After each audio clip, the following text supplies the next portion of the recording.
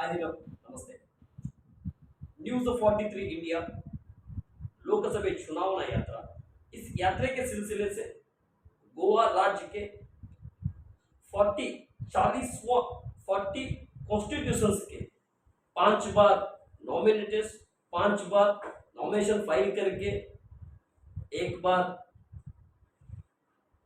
Result में कुछ दिक्कत आने की वजह से पीछे हट गए, यानी कि उनको सोल हो चुका है, उनको पीछे हार चुके हैं।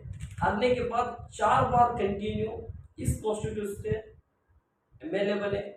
एमएलए बनने के बाद गोवा राज्य के असेंबली के एक स्पीकर बन चुके। स्पीकर बनने के बाद इस कॉन्स्टिट्यूशन में जनता की, यहाँ की वोटर्स की, और जो 40 विधानसभा क्षेत्र के अंदर जितने भी उम्मीदवार, जो जितने भी एमएलए लोग हैं, Congress, BJP, JDS, independent, all parties के, उन लोगों को विधानसभा के अंदर कुछ झगड़े होते रहते हैं, गुफ्तगू होती रहती है, वहाँ पे सिलसिला चलता है, बातों का नजारा चलता है।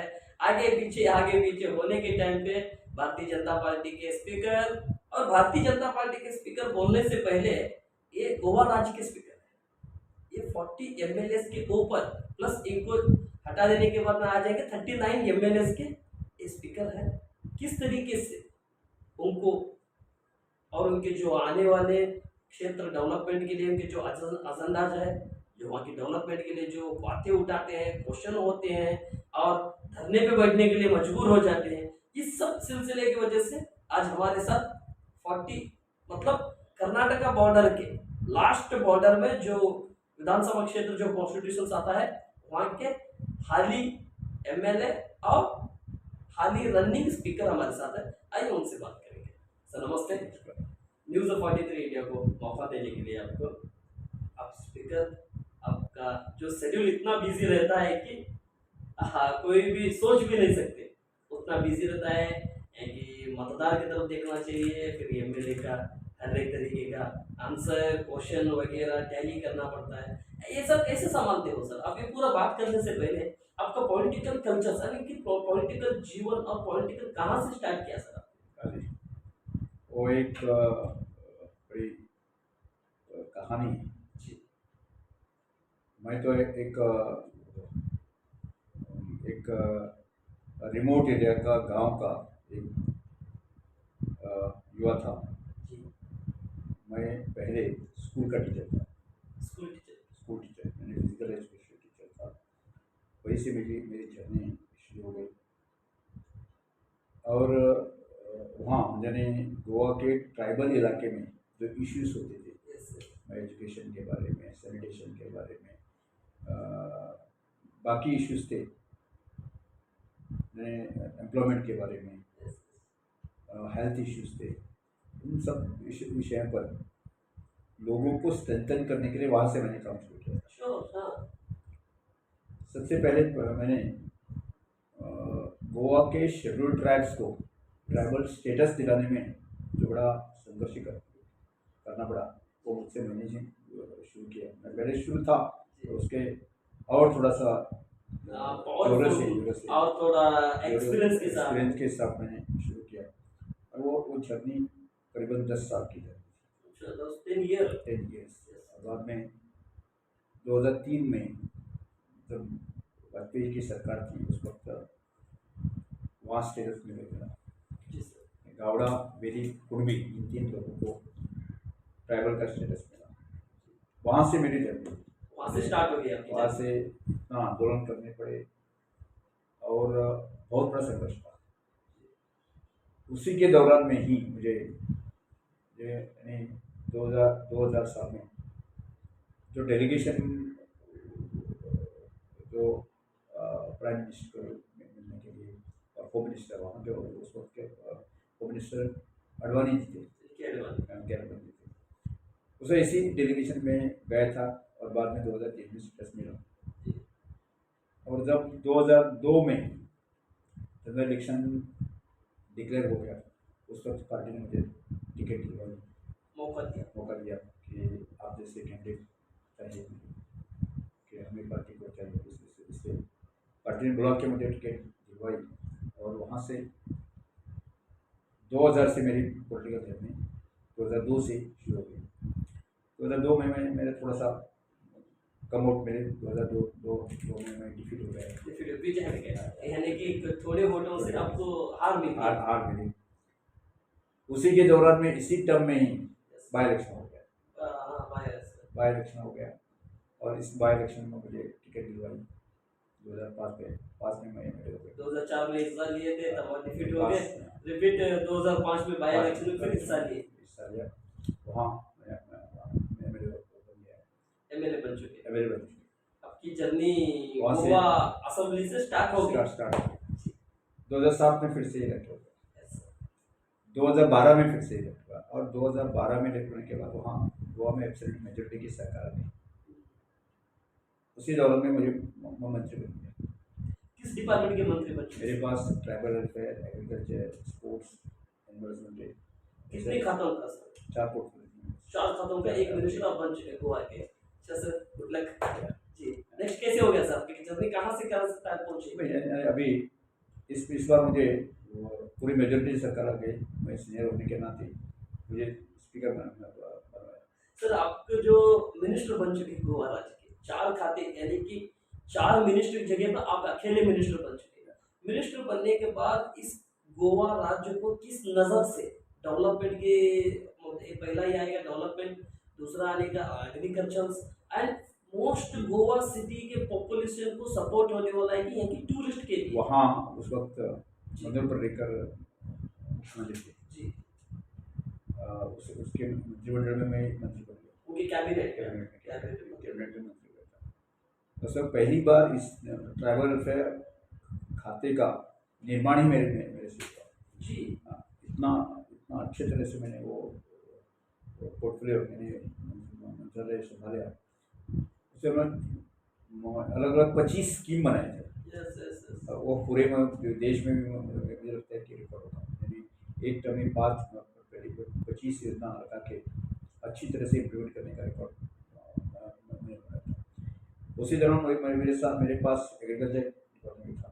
एग्रीकल्चर डिपार्टमेंट में जो डेवलपमेंट हमने किया, जो रिनोवेशन बाकी सब कुछ किया, इसी दौरान में हमें पैडी के क्षेत्र में जो हमने जो अलग अलग प्रकार के प्रयोग करके डेवलपमेंट किया था, उस दौरान कर्मण्य पुरस्कार से 1 करोड़ का पुरस्कार राष्ट्रपति को प्रतिबंध के स्तर से हमें मिला था। डेवलपमेंट एग्रीकल्चर में तो बहुत बड़ा डेवलपमेंट किया था। बाद में स्पोर्ट्स मिनिस्ट्री में मेरे पास थी। स्पोर्ट्स में भी उसी दौरान में इंटरनेशनल इवेंट था, लिसोफोनिया गेम्स। यानी इसमें मेरे 40 साल में जो इंफ्रास्ट्रक्चर नहीं बना था, वो केवल 5 साल में हमने इंफ्रास्ट्रक्चर रमेश तावड़ेकर सर मिनिस्टर ने आप बना दिया। जो आप जो मिनिस्टर थे कैबिनेट के, उस टाइम पे जो आपको जो डेवलपमेंट के लिए, जो यहाँ के टूरिस्ट के लिए, क्या सिक्योरिटी के लिए आप तो काम करते थे सर? नहीं, सिक्योरिटी टूरिस्ट के सिक्योरिटी के काम करते वो टूरिज्म डिपार्टमेंट। नहीं, आपकी नज़र में, आपकी कैबिनेट में आप भी कुछ आपके एरिया में जो आने वाले टूरिस्ट वगैरह रहते हैं, आपके कॉन्स्टिट्यूशन नहीं, मेरे कॉन्स्टिट्यूंसी में तो अलग ढंग से हमें पुलिस फोर्स को इतना अच्छी तरह से उनको डायरेक्शन दे दिया था कि कल उसी दौरान में आज भी इतना यानी ओपोजिशन वाले हमारी तरफ से तारीफ करते हैं या अपोजिशन लीडर तारीफ करते हैं। स्पीकर साहब के यहाँ इतना सिक्योरिटी और बाकी सब कुछ जो चलता है ना, जो गैमलिंग बाकी सब कुछ ज़्यादा दिक्कत नहीं होती, उसका कोई किसी का नहीं होती। इतना सिक्योरिटी टाइट रहती है और पुलिस अच्छी तरह से काम करती है। Yes sir. सर आप तो स्पीकर बन चुके हैं, आपका भाग्यशाली है कि आप असेंबली के अंदर 39 मेंबर के ऊपर सबको संभालना तो इतना आसान नहीं रहता है। कैसे कैसे तरीके के विधानसभा क्षेत्र के एमएलए जो आते हैं, किस तरीके से हैंडल करते हो सर? मतलब भरने के लिए जाते हैं, वो हैंडल करना वो मुश्किल बात नहीं है, क्योंकि इस असेंबली में 4 बार एमएलए बन गया था। यानी अलग अलग स्पीकर मैंने देख लिए पहले, किस तरीके 4 स्पीकर मैंने देख लिए। और इसमें मैं सीनियर था पूरे, यानी सदन में कुछ लोग जो सीनियर लोग कहते हैं, इनमें से मैं एक सीनियर। इनमें जो एक्सपीरियंस के साथ मैंने पहले जब मैं स्पीकर बन गया था उसी वक्त केवल मैं विधानसभा का सत्र के दौरान का ही स्पीकर नहीं बनता, मैं 365 डेज स्पीकर का रोल Yes. कैसा कर सकता है, इस प्रकार का स्टेटमेंट मैंने किया था। और उसमें मैंने पहले विधानसभा सत्र में जो 33 MLAs वो रूलिंग में, 7 MLAs तो अपोजिशन में, कांग्रेस की 3 है, आपके जो है 2 एक गौरव पार्टी के, यानी 7 अपोजिशन। मैं इनको एक ये गोवा का डेवलपमेंट होना तो अपोजिशन भी इतना स्ट्रॉन्ग होना चाहिए, उसकी बात है, उसकी चर्चा होनी चाहिए। मुझे लगता है कि मैं बोलता है ऐसा नहीं, वो अपोजिशन वाले भी बोलते हैं कि हमें अच्छी तरह से डिस्कशन के समय देता है और हमें समझ लेता है। इस प्रकार का स्टेटमेंट लोगों ने किया और उनको करीबन 1.5 साल में यानी जो सत्र हुए उनका उनमें अपोजिशन को सही तरह से टाइम दिया और डिस्कशन किया और रूलिंग के एमएलए को भी अच्छी तरह से टाइम दिया। क्या उनका स्टेटमेंट मैं बोलने से नहीं कि वो उनका बोलने से स्टेटमेंट अच्छी तरह से। ओके सर, आप सदन में जो हर एक कॉन्स्टिट्यूशन के एमएलए या रनिंग पार्टी के हो या रूलिंग पार्टी के हो, सब लोग आपसे टाइम पूछते हैं, सर मेरे को टाइम दीजिए, मेरे को टाइम दीजिए, क्योंकि उंगली उठाते हैं, कुछ लोग बैठक करते हैं।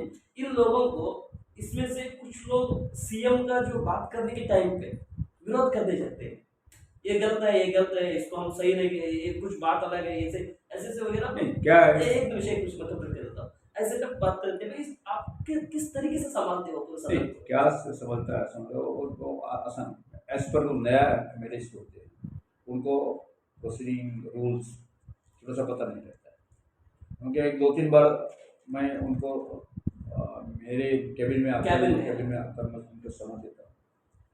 जो लोग समझते नहीं उनको सस्पेंड करना भी पड़ता है कभी, तो उनका तो समझ में आता ही नहीं है, समझते भी नहीं है, समझते नहीं उनको विधानसभा से बाहर निकालना पड़ता है, ऐसा भी करना पड़ता है डिसिप्लिन आने के लिए कुछ 4 days 5 days 3 days ऐसा ज़्यादा नहीं होता है। गोवा में तो सब कुछ एजुकेटेड होते हैं, उनको समझते हैं कि ज़्यादा से ज़्यादा 1 दिन का कभी किसी को एक बुजुर्ग को करना पड़ता है। सर कितने लास्ट टाइम आपका जो अधिवेशन चला हुआ कितनी देर का अधिवेशन चला? 18 डेज का 18 डेज का अधिवेशन, 18 दिन का आपका अधिवेशन चला हुआ। उस अधिवेशन में किस किस चीज़ के लिए, अब गोवा राज्य की डेवलपमेंट के लिए, और छोटा सा ये गोवा 40 MLA का जो गोवा है पूरे हिंदुस्तान को फेमस ये गोवा है, तो ज़्यादा तो यानी टूरिज्म सेक्टर में ज़्यादा चर्चा होती है। जितना गोवा का पॉपुलेशन है उनके दुगने टूरिस्ट आते हैं, उनकी सिक्योरिटी के लिए यहाँ की चर्चा बहुत होती है और होम डिपार्टमेंट के सिक्योरिटी के बारे में भी चर्चा होती है और यहाँ से इंफ्रास्ट्रक्चर के बारे में भी चर्चा होती है। अभी तो गोवा पिछले 10 साल में उनका इंफ्रास्ट्रक्चर बहुत बढ़ा है, वो इस तरह से इंफ्रास्ट्रक्चर और बढ़ाने के लिए भी चर्चा होती है और बाकी सब कुछ यानी आर्थिक दृष्टिकोण से किस तरह से बढ़ावा सकते हैं उसका भी बड़ा संशोधन होता है, उनकी चर्चा होती है। ठीक है सर, यहाँ का जो टैक्स का जो आता है, इनकम जो आता है आपके यहाँ की जो सरकार के अंडर में जो आता है आने के बाद, और जो लोग टैक्स नहीं भरते तो उन लोगों को, टैक्स भरने वालों को, टैक्स नहीं भरने वाले को किस तरीके से यहाँ की गवर्नमेंट उन रूल्स फॉलो करती है? नहीं, ऐसा नहीं होता है कि जो लोग टैक्स नहीं भरते हैं उनको पेनल्टी भी पे करनी पड़ती है, हाँ उनका बारे में एक्शन भी होती है और ज़्यादा बड़े पैमाने से ऐसा नहीं होता कोई टैक्स नहीं भरता है। ऐसा जिन पर जो टैक्स नहीं भरते हैं उन पर जरूर एक्शन होती है। रमेश तावड़ेकर जो कानून कॉन्स्टिट्यूशन के जो एमएलए बन चुके, 4 बार एमएलए, 1 बार मिनिस्टर बन चुके और 4थी बार में आप सब स्पीकर बन चुके, आपके क्षेत्र में यानी कि आपके कॉन्स्टिट्यूशन में किस तरीके से डेवलपमेंट के लिए आप भी सीएम से मनवी करते हो, यानी कि स्पीकर हो के सदन में बोल नहीं सकते मेरे क्षेत्र को चाहिए बोल के, तो नहीं ऐसा क्या होता है,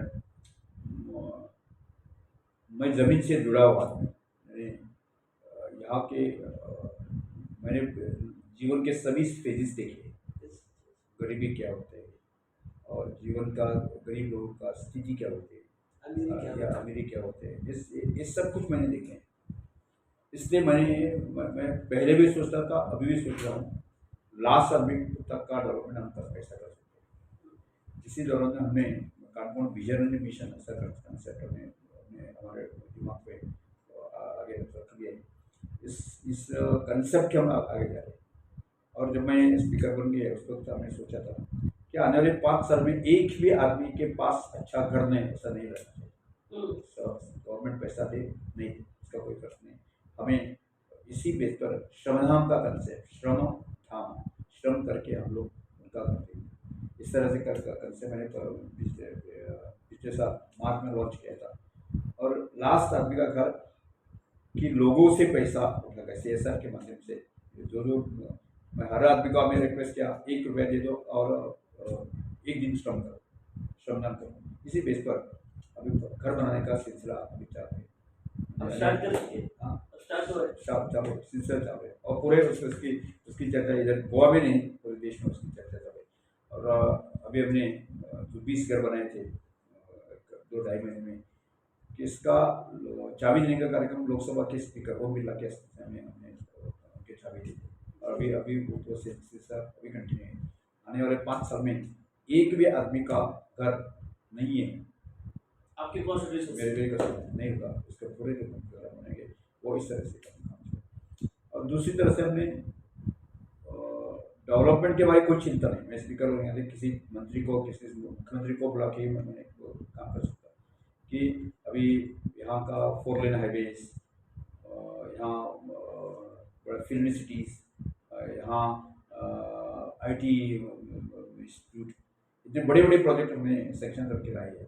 यानी कोई चिंता नहीं, यानी ऐसा मुख्यमंत्री के पास है ना, वहाँ मैं स्पीकर होने के नाते दिल्ली में जा सकता हूँ, दिल्ली में पैसा ला सकता है। वहाँ डेवलपमेंट की कोई चिंता नहीं। वह एक कंसेप्ट लास्ट आदमी का डेवलपमेंट, यहाँ रोजगार देने के लिए यहाँ हमने सोचा है मेरे कंस्टिट्यूशन का आने वाले 5-10 साल में एक भी आदमी अनएम्प्लॉयड नहीं रहेगा। ठीक है सर। हर आदमी को किस तरह से उनका एकोमोडेट कर सकते हैं, इसके बारे में हमने बहुत बड़ा लोगों के सामने रख दिया। Okay sir. यहाँ की जनता जो आपके जो वोटर्स है आपको किस नजर से देखते हैं? MLA के नजर से देखते हैं या MLA यानी कि मतलब कुछ लोग MLA ऐसे रहते हैं कि फुल सिक्योरिटी नहीं, मुझे भगवान के रेंज में ही रहते हैं, आपको किस नजर से? मुझे कोई बूढ़ा है तो हमारा पुत्र की पुत्र कहता है, कोई बहन तो मेरा अपने भाई की जैसा ये स्पीकर के नजरे और MLA की नजरे जो मुझे नहीं दिखता है। हमारे कॉमन में वो हमारा भाई है, वो हमारा पुत्र है, हमारे फैमिली मेंबर है, हमारा फैमिली मेंबर इसके नजरे से। आप किस तरीके से जनता को, यहाँ के आवाम को, यानी कि यहाँ की पब्लिक को, जो है कि जो पॉपुलेशन है आपकी 33,000 जो आपके कॉन्स्टिट्यूशन कौन के वोटर्स जो है, इस वोटर्स को प्लस जो चिल्ड्रंस वगैरह मिला के 35 मैक्सिमम। मेरा 3 स्ट्रक्चर का एक होता है। मैंने एक मेरे ऑफिस से वहाँ हर बूथ पर जाकर उनको मेरा ऑफिस का PAPS को जाकर देखता है, संगठन का आदमी देखता है, संगठन के माध्यम से 3 टायर सिस्टम हमने डेवलप किया। यानी एक भी आदमी ऐसा नहीं छूटना चाहिए जिसका दुख कभी मेरे पास नहीं पहुंचा, ऐसा नहीं होना चाहिए। तो उनका जो कुछ भी रहता है आपके सामने आना ही चाहिए। वो 3 टायर सिस्टम कैसे हैंडल करते हो सर? कभी भी आप स्माइली रहते हैं, कभी भी इतना हैप्पी होकर रहते हैं, कभी भी इतना कॉमन मैन के तरह रहते हैं। हर एक तरीके के वोटर्स आते हैं, कुछ लोग गाली देते हैं, सामने काम हो गया तो खुशी देते हैं, पीछे हुआ तो गाली देते हैं।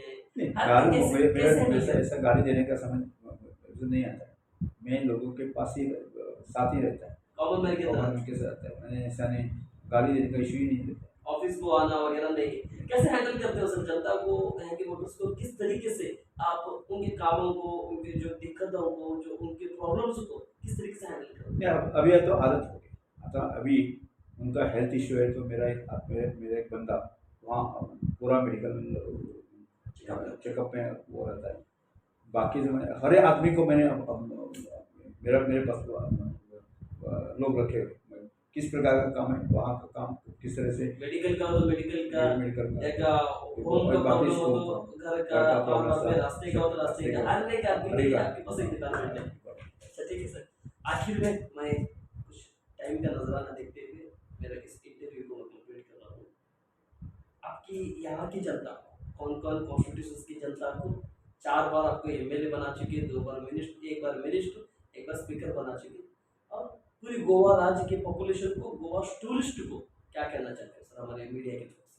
नहीं, गोवा के टूरिस्ट, गोवा के आने वाले टूरिस्ट हैं, अभी गोवा पर एक भरोसा है, वो एक साइलेंस यानी सेफ सिक्योरिटी प्लेस है, ऐसे मान के लोग यहाँ के गोवा के लोग भी उनको, उनके इतने प्यार से उनको सम्मान को देते हैं। मुझे लगता है मुझे कि गोवा को तो एक दो दिशा में लोग देखते हैं, यहाँ ड्रग्स मिलता है, यहाँ शराब मिलती है, कोई मजाक करता है, इससे भी बढ़िया यहाँ का गांव का कल्चर बहुत बड़ा कल्चर है।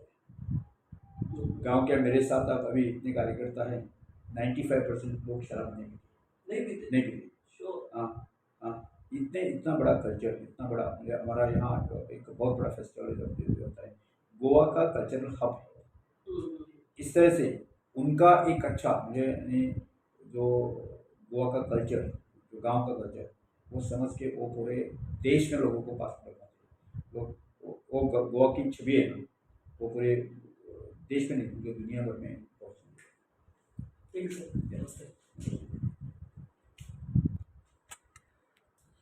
आपने देख लिया, सुन लिया, जो यहाँ गोवा राज्य के 4 बार एमएलए बन चुके, 1 बार मिनिस्टर और 4थी बार एमएलए के साथ में यहाँ के गोवा असेंबली के स्पीकर बन चुके। स्पीकर का काम जो होता है कॉन्स्टिट्यूशन में, और जो कॉन्स्टिट्यूशन से जो आने वाले जो असेंबली के अंदर जो एमएलए जो आते हैं उनको हर तरीके से हैंडल करना। यानी कि कुछ लोग धरने पे बैठने पे रेडी हो जाते हैं, मजबूर हो जाते हैं, जो आधारित जो रनिंग पे जो पार्टी है, रूलिंग पार्टी है, उसके खिलाफ कभी ना कभी तो मुद्दा उठाते ही रहते हैं। उसको संभालना पड़ता है, ऑफिस में उनके चेंबर में बुला के उनको शांत करके, आप ऐसा नहीं ऐसा करो, इस तरीके से नहीं इस तरीके से, जो मुद्दा उठाना है वो मुद्दा सेपरेट से बात करो, असेंबली में मत गड़बड़ करो। असेंबली तो एक मंदिर के जैसा होता है, असेंबली तो एक भगवान के मानने वाला, जो घर के अंदर जो हमारा मंदिर होता है, बाहर जो मंदिर होता है, चर्च होता है या दरगाह होता है, उस तरीके से जो असेंबली होता है। हम लोग 40 जो कॉन्स्टिट्यूशन से जो एमएलए आ चुके हैं, हमारे पर पूरा भरोसा रख के है कि जनता है कि पॉपुलेशन है कि अवाम वोटर्स हमारे को मौका दिया है, इस मौके को अब गलत मत उठाइएगा, सही तरीके से आपके क्षेत्र डेवलपमेंट के लिए एजेंडे के साथ रनिंग पे प्लेस हो जाइए, वो काम करने के लिए आप एसएसपी हो जाइए। जो कुछ भी आपकी दिक्कत हो, जो कुछ भी आपके प्रॉब्लम्स है, आइए मेरे चेंबर में आइए, मुझे बताइए, और सीएम के ऑफिस जाइए, उनको बताइए, हमारे पूरा हैंडल करने के लिए। और हम सब लोग मिलके जो गोवा को ऑल कंट्री से यहाँ के जो टूरिस्ट लोग आते हैं उनको सिक्योरिटी और उनको सुरक्षित और उनको किसी तरीके की दिक्कत ना होना चाहिए, किसी तरीके का झगड़ा वगैरह वो इधर से नारा, हमारे जो अतिथि जो है वो नाराज होकर नहीं जाना चाहिए, और उनको सही तरीके से देखने का हम काम करेंगे। और सब 40 मेंबर कांग्रेस बीजेपी जेडीएस के साथ नहीं रहेंगे, कांग्रेस बीजेपी आम आदमी ऑल पार्टीज के एनडीए के साथ नहीं रहेंगे। सब पार्टी एक ही है, वो डेवलपमेंट है, सब पार्टी एक ही है, वो असेंबली में एक है। जैसे फैमिली के साथ लड़का लड़की माँ बहन पिताजी जो रहते हैं, उस तरीके से असेंबली के साथ हम पांच उंगलियों के समान रहना चाहिए बोल के असेंबली जो बहुत तरीके से बहुत साइलेंट होकर जो चलाने वाले जो गोवा राज्य के जो स्पीकर है रमेश तावड़ेकर सर, इतनी देर तक न्यूज़ 43 इंडिया को मौका देने के लिए सर आप बहुत बहुत शुक्रिया। नमस्ते, फिर आपसे मिलेंगे न्यूज़ 43 इंडिया का जो लोकसभा चुनाव यात्रा के साथ में हाल ही स्पीकर हमसे जुड़े हुए थे, अगले विधानसभा क्षेत्र से अगले एमएलए के साथ फिर आपसे मिलेंगे। वहां तक देखते रहिएगा न्यूज़ 43 इंडिया। जय हिंद।